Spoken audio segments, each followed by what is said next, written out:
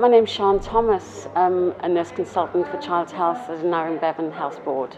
The research focused on the risks and benefits of a blended diet to children who've got complex health needs via the gastrostomy tube. What a blended diet is normal, everyday food blended to a single or double cream consistency.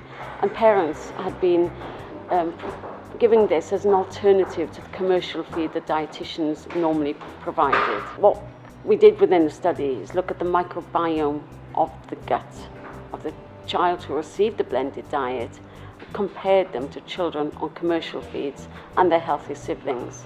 The clinical benefits seen for the child were the improvement in the gastrointestinal symptoms, the diarrhea and vomiting were reduced significantly, and also this had a big impact on the child's behaviour and their comfort. They were able to sleep at night, they were able to tolerate their medications, which was a huge benefit because that had a benefit on the child's, again, clinical symptoms of epilepsy and reflux. So those were seen to be improved.